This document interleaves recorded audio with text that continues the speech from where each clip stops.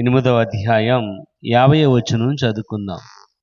లూకా రాసిన సువార్త 8వ అధ్యాయం 50వ వచనం. ఇదే లూకా రాసిన సువార్త 8వ అధ్యాయము 49వ వచనం నుంచి ఆఖరి వచనం వరకు ఉన్న వాక్య భాగము మనకు బాగా పరిచయమైన వాక్య భాగమే. యాయీరు యొక్క కుమార్తె గురించి రాయబడుతుంది. అక్కడ 50వ వచనంలో ఆయన అంటున్నాడు, యేసు ఆ మాట విని భయపడవద్దు, నమ్మిక మాత్రమే ఉంచుము. ఏమంటున్నాడంటే భయపడవద్దు, నమ్మిక మాత్రమే ఉంచుము. ఎందుకంటే అప్పటికే ఆల్రెడీ ఆ బిడ్డ చనిపోయాక స్థితిలో ఉంది, మరణానికి దగ్గరగా ఉంది. కానీ మరణానికి దగ్గరగా ఉన్న సమయంలో ఆయన అంటున్నాడు భయపడవద్దు, నమ్మిక మాత్రమే ఉంచుమని. ఇటువంటి పరిస్థితుల్లో కనుక మనం ఉన్నట్లయితే, అదే మాట మనకు కూడా చెప్పబడినట్లయితే మనము దాని అంతా కూల్గా తీసుకోం. ఆ మాటను మనం తీసుకోవడానికి చాలా కష్టపడుతూ ఉంటాం. ఇదేంటి, నేనెంత భయంకరమైన స్థితిలో ఉంటే ఆయన నమ్మిక మాత్రం ఉంచమంటున్నాడు ఏంటి అని. కానీ ఇక్కడ ఈ యొక్క వాక్యానికి, ఈ యొక్క పదానికి ఉన్న అర్థము బైబిల్లో చాలా క్లియర్గా రాయబడుచుంది. భయపడొద్దు, నమ్మిక మాత్రమే ఉంచుమని. తెలుసు, సమాజ మందిరపు అధికారి, అతడు కూడా ఇలాంటి యొక్క సమస్యలు, ఇలాంటి ఇబ్బందులు అనేక మంది చూసి ఉండవచ్చు. కానీ అతని జీవితంలోనే జరిగిన ఒక సన్నివేశము, తన కుమార్తె చాలా బలహీనురాలుగా ఉంది. ఆయన అంటున్నాడు భయపడొద్దు, నమ్మిక మాత్రమే ఉంచుమని.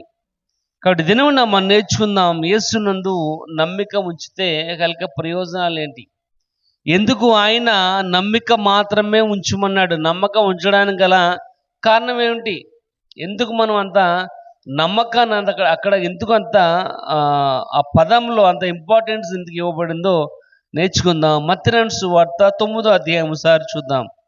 29వ వచనం ఒకసారి చూడండి. వారు నమ్ముచున్నాం ప్రభువా అని ఆయనతో చెప్పిరి.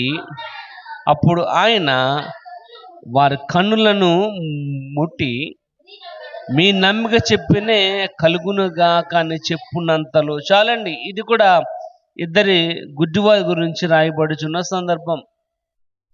ఇక్కడ ఆయన అంటున్నాడు 29వ వచనం 29వ వచనంలో, నమ్ముచున్నాం ప్రభువా అని ఆయనతో చెప్పిరు. అప్పుడు ఆయన వారి కన్నులను ముట్టి, మీ నమ్మక చెప్పున కలుగును గాక. ఇప్పుడు ఇక్కడ వారు చూసుకున్నట్లే వారు గుడ్డివారు అని మనకు తెలుస్తుంది.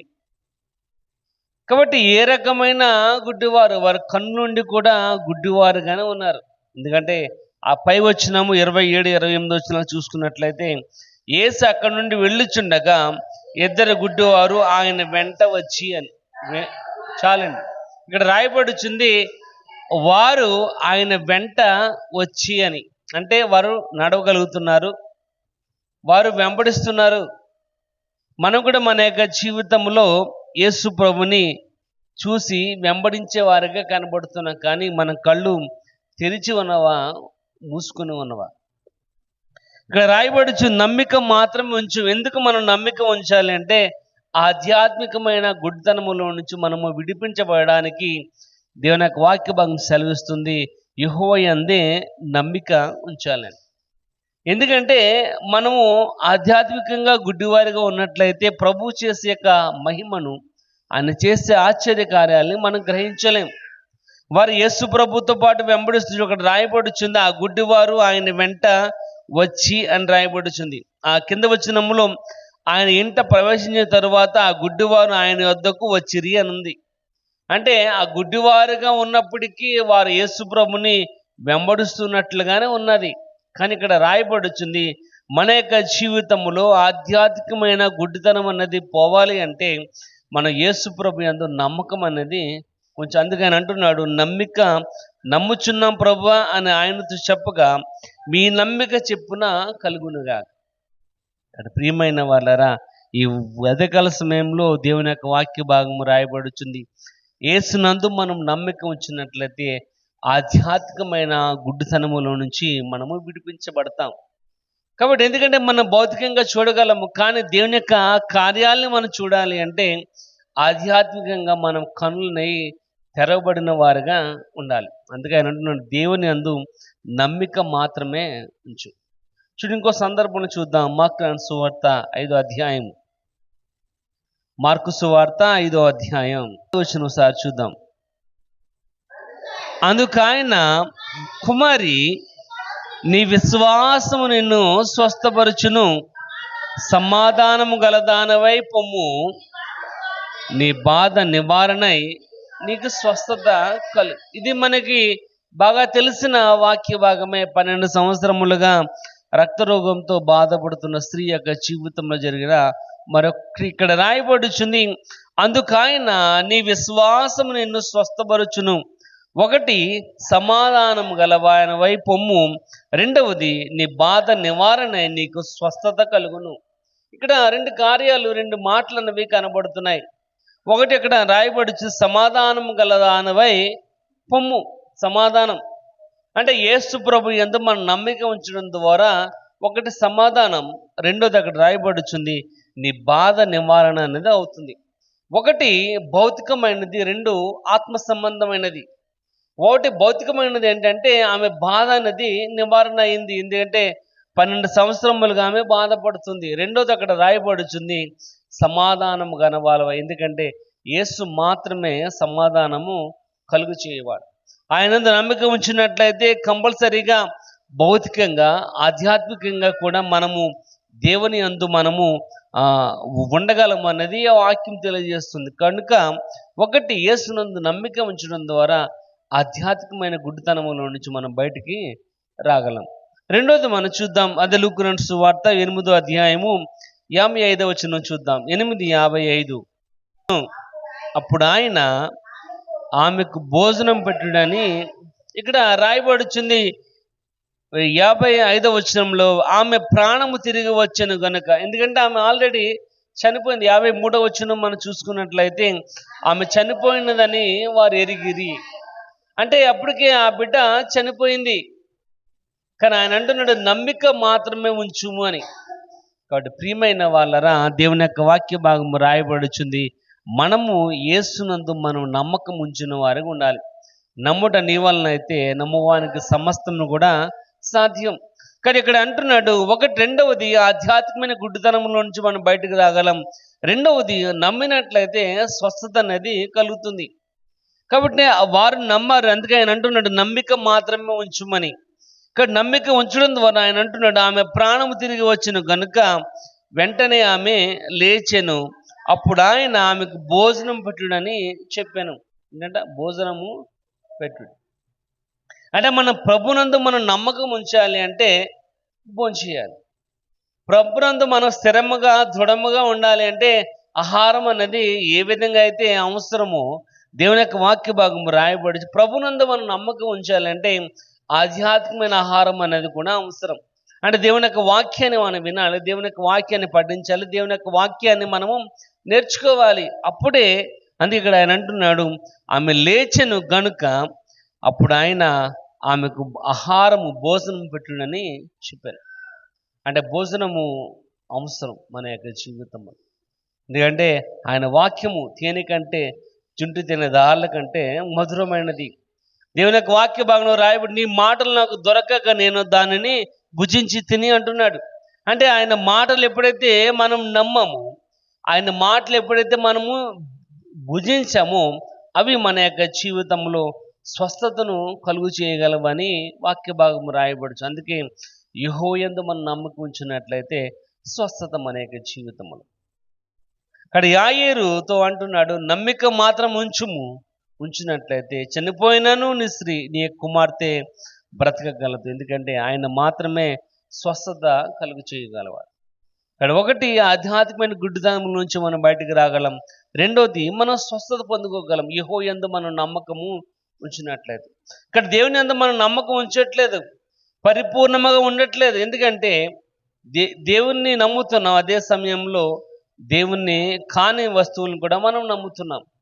దేవుని నమ్ముతున్నాం, దానితో పాటు ఏదైతే మనకు అనవసరమో, ఏదైతే దేవుడు అంగీకరించాడో దాని మీద కూడా మనము మనసు కలిగిన వారిగా ఉంటున్నాం. అందుకని అంటున్నాడు ప్రకటన గ్రంథంలో, నువ్వు వెచ్చగానైనా ఉండు, చల్లగానైనా ఉండు, నులివెచ్చని స్థితిలో ఉన్నట్లయితే ఆయన అంటున్నాడు, నా నోటి నుండి నేను నిన్ను ఉమ్మివేస్తాను. ప్రియమైన వాళ్ళరా, రెండవది యేసునందు నమ్మిక ఉంచినట్లయితే స్వస్థత మనకు కలుగుతుంది. మూడవది చూద్దాం, యోహాను సువార్త 20:31. దేవుని కుమారుడైన క్రీస్తుని మీరు నమ్మునట్లును నమ్మి ఆయన నామమందు జీవం పొందినట్లు రాయబడుచు. ఇక్కడ మూడవది రాయబడుచుంది, యేసు ప్రభుని మనం నమ్మినట్లయితే జీవము పొందుకుంటాం. జీవం అంటే లైఫ్. కాబట్టి మన యొక్క జీవితమునకు మన జీవము లేకపోయినట్లయితే ఎందుకు కూడా పనికిరాం. ఈ బాడీలో కనుక జీవం అనేది లేదనుకోండి, వెంటనే మనల్ని ఇక్కడ ఊళ్ళో ఉండనవరు, ఉండనవరు. బాడీలో జీవం అనేది లేదనుకోండి, మనం ఇక్కడ ఉండడానికి కూడా అవకాశం అనేది, ఒక ఇంట్లో వాళ్ళు ఒప్పుకున్నా కానీ మా చుట్టుపక్కల వాళ్ళు ఒప్పుకోరు. ఎందుకంటే ఆ దేహంలో జీవం అనేది లేదు. ఇక్కడ ఆయన అంటున్నాడు, యెహోవాయందు మీరు నమ్మిక ఉంచినట్లయితే మీరు జీవం పొందుకుంటారు, లైఫ్ పొందుకుంటారు. అంటే మన యొక్క జీవితం అనేది సార్థకం అది కావాలి అంటే జీవం అనేది అవసరం. ఆ జీవం ఇచ్చేవాడు ప్రభువైన క్రీస్తు. ఆయన యందు మనం నమ్మకాన్ని ఉంచాలి. ఎందుకంటే ఆయన అంటున్నాడు 31వ వచనంలో, యేసు దేవుని కుమారుడైన క్రీస్తు అని మీరు నమ్మినట్లయితే ఆయన నామములో జీవం అనేది పొందుకుంటారు. ఎందుకంటే యేసు నామములోనే జీవము, యేసు నామములోని రక్షణ. అపోస్తలుల కార్యం 4:12 రాయబడుచు, నజరేయుడైన యేసు నామములోనే రక్షణ. భూమి యందు ఏ మనుషునికి ఇవ్వబడిన నామములో రక్షణ అనేది లేదు. ఇక్కడ మనం రక్షింపబడాలి, మన జీవం పొందుకోవాలి, ఆ జీవకము మనం సార్థకము చేసుకోవాలి అంటే యెహోవాయందు మనము నమ్మకాన్ని ఉంచాలి. అందుకే యోహాను సువార్త 3:16 రాయబడుచుంది, దేవుడు లోకమును ఎంతో ప్రేమించిన ఆయన అంటున్నాడు, ఎవరైతే తన కుమారుని విశ్వాసం ఉంచుతారో విశ్వాసం ఉంచిన ప్రతి వాడు నశింపక నిత్య జీవాన్ని పొందుకుంటాడు. ఇక్కడ నిత్య జీవం అనేది మనం పొందుకోవాలి అంటే యేసు అందు మనం నమ్మకాన్ని ఉంచాలి. చూడండి, అదే 3వ అధ్యాయము 36వ వచనం ఒకసారి చూడండి. ఒకసారి యోహాను సువార్త 3:36, విశ్వాసం ఉంచువాడే నిత్య జీవము గలవాడు, కుమారునికి విధేయుడు కానివాడు జీవమును చూడు. చాలా ఏంటంటే కుమారుని కనుక నమ్మకపోయినట్లయితే వాడు జీవము లేనివాడు అంటున్నాడు. ఇప్పుడు మన జీవము కలిగిన వారిగా బ్రతికి బట్టకట్టాలి అంటారు. చూడండి, ఇక్కడ మనం బ్రతకాలి అంటే జీవము కావాలి. జీవము కావాలి అంటే యేసు అందు మాత్రమే మన నమ్మకాన్ని ఉంచాలి. ఆయన మాత్రమే నిత్య జీవాన్ని కలుగు చేయగలవాడు. ఇక్కడ ప్రియమైన వాళ్ళరా, యేసు అందు నమ్మకం. ఎందుకే యాయిరు తనంటున్నాడు, భయపడద్దు, నువ్వు నమ్మకం మాత్రమే ఉంచు. ఎందుకు నమ్మకం ఉంచాలి? నువ్వు నమ్మినట్లయితే ఆ కుమార్తె, చనిపోయినది అన్న కుమార్తె మరలా బ్రతకగలదు. ఇక్కడ ప్రియమైన వాళ్ళరా, యాయిరు నమ్మాడు, తన కుమార్తెను మరలా పొందుకోగలిగాడు. ఈ దినమున దేవుని యొక్క వాక్య భాగము రాయబడుచుంది, మనం యెహోవాయందు నమ్మకం ఉంచినట్లయితే ఆయన వాక్య భాగం సెలవిస్తుంది, జీవమును మనము పొందుకుంటాం. 4వది చూద్దాం, రోమీయులకు రాసిన పత్రిక 3వ పుస్తకము 3వ అధ్యాయము 22వ వచనం నుంచి చూద్దాం. అది యేసుక్రీస్తు నందలి విశ్వాస మూలమున్నదై నమ్మువారందరికీ కలుగు దేవుని నీతి అయి ఉన్నది. ఏ భేదము లేదు, అందరూ పాపము చేసి దేవుడు అనుగ్రహించు మహిమను పొందలేకపోతున్నారు. కాబట్టి నమ్మువారు ఆయన కృపచేతనే క్రీస్తు యేసునందలి విమోచనము ద్వారా నిత్యముగా నీతిమంతులుగా తీర్చబడతాం. 4వది ఇక్కడ రాయబడుచుంది, యెహోవాయందు మనం నమ్మకం ఉంచినట్లయితే నీతిమంతులుగా మనం తీర్చబడతాం. నీతిమంతులుగా తీర్చబడతాం అని. తీర్చబడటం అంటే ఏంటి? ఆయన కృపచేతనే క్రీస్తు నందలి విమోచనము ద్వారా ఉచితముగా నీతిమంతులని తీర్చబడుచున్నారు. ఏంటంట? నీతిమంతులని తీర్చబడుతున్నారు. అంటే ఏంటి? దొంగతనం చేసి నిలబడ్డాడు. ఇప్పుడు వాడిని మనం అంటాం వాడు ఏ తప్పు చేయలేదండి అని. అంటే ఏంటి? వాడు దొంగే, కానీ మనం ఏమంటున్నాం వాడిని? వాళ్ళ ఏ తప్పు అంటే వాడు దొంగ అయినప్పటికీ వాడిని మనం ఏమంటున్నాం? నీతిమంతుడే అంటున్నాం. అంటే వాడి లోపల ఏముంది? దొంగ అనే లక్షణం అనేది ఉంది, పాపి అనే లక్షణం ఉంది. కానీ బయటికి వాడిని మనం నీతిమంతుడిగా ప్రొడ్యూస్ చేస్తున్నాం. అబ్బాయి వాడు చాలా మంచోడు అని. అంటే వాడిలో ఉన్న దోషాన్ని మనము కప్పి మనం నీతిమంతుడిగా వాడిని తీరుస్తున్నాం. దేవుని యొక్క వాక్య భాగం కూడా అది సెలవిస్తుంది. ఆయన యొక్క రక్షణ మనకి ఉచితముగా ఇవ్వబడింది. మనం ఉచితముగా నీతిమంతులుగా తీర్చబడ్డాం. ఎలాగంటే మనం అభాగ్యులము, ఎన్నిక లేని వారము, పాపులము అయినప్పటికీ ఆయన తన కృపను చూపించి, అందుకే ఇక్కడ రాయబడుచుంది, ఏ భేదము లేదు, అందరూ పాపము చేసి దేవుడు అనుగ్రహించి మహిమను పొందలేకపోతున్నారు. All are sinners. ఇక్కడ ఏ భేదము లేదు, దాంట్లో పెద్దవాడు అనేది లేదు, చిన్నవాడు అనేది లేదు, పెద్ద పాపి అని చిన్న పాపి అని ఏ భేదము లేదు. కానీ అందరు కూడా పాపులే. చూడండి, ఒక ఎగ్జాంపుల్ మనం చూసుకున్నట్లయితే ఒకడు కొండ మీద ఉన్నాడు అనుకోండి, ఒకడు కొండ మీద ఉన్నాడు అనుకోండి, ఒకడు కొండ మీద ఉంచున్నాడు, ఒకడు గోతులో ఉన్నాడు, ఒకడు గోతులో ఉన్నాడు. కొండ మీద ఉంచున్న వాడికి నక్షత్రాలు కనబడతాయి, గోతులో ఉన్న వాడికి కూడా నక్షత్రాలు కనబడతాయి. కానీ ఎవరు కూడా దాన్ని పట్టుకోలేరు. వాడు కొండ మీద ఉన్నాడు కదా, ఇలా పట్టేసుకుంటే దొరుకుతాయి అనుకుంటే కుదరదు. వాడు కొండ మీద ఉన్న నక్షత్రాలని పట్టుకోలేడు, గోతిలో ఉన్నగా నక్షత్రాలని పట్టుకోలేడు. అంటే ఆల్ ఆర్ సిన్నర్స్. ఏ భేదం లేదు, వాడు పెద్దవాడైనా చిన్నవాడైనా ఏ భేదం లేదు. వాడు కనుక నీతిమంతుడిగా తీర్చబడాలి అంటే ఒకే ఒక మార్గము, యేసు అందు నమ్మకాన్ని ఉంచాలి. ఎందుకంటే మనం ఎటువంటి వారం అయినప్పటికీ ఆయన యొక్క మహాకృప ద్వారా, అందుకే ఎఫెసీయులకు రాసిన పత్రిక రాయబడుచుంది, మీ కృప చేతను విశ్వాసం చేతను నీతిమంతులుగా తీర్చబడ్డారు. చూడండి, చదవండి ఒకసారి. ఎఫెసీయులకు రాసిన పత్రిక 2వ అధ్యాయం 10వ వచనం. కృప చేత రక్షింపబడి ఉన్న ఏంటంటే విశ్వాసము ద్వారా కృప చేతనే. కాబట్టి వేరే సెకండ్ ఆప్షన్ అనేది లేదు. ఇక్కడ ప్రియమైన వాళ్ళ 4వది, మనం నీతిమంతులుగా తీర్చబడాలి అంటే యెహోవాయందు నమ్మకాన్ని ఉంచాలి. ఎందుకంటే ఇక్కడ రాయబడుచు మనము అభాగ్యులు, మనము అట్లా ఆయన ప్రభువుని పిలవడానికి కూడా యోగ్యులము కాము. ఎందుకంటే పాపం మన మీద తాండవం చేస్తుంది. కానీ పాప జీవితంలో ఉన్న మనము ఇక్కడ రాయబడుతున్నట్లుగా నీతిమంతులుగా తీర్చబడాలి అంటే యెహోవాయందు నమ్మకాన్ని ఉంచాలి. ప్రియమైన వాళ్ళారా, ఈ దినమున దేవుని యొక్క వాక్య భాగం రాయబడుచు, భయపడద్దు, నమ్మిక మాత్రమే ఉంచు. భయపడద్దు.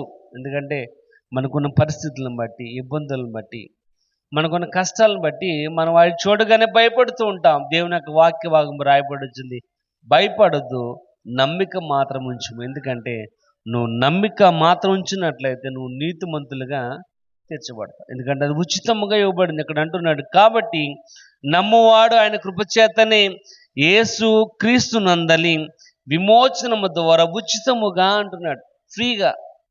దానికి మనం ఏ రకమైన డబ్బులు ఖర్చు పెట్టిన అవసరం లేదు.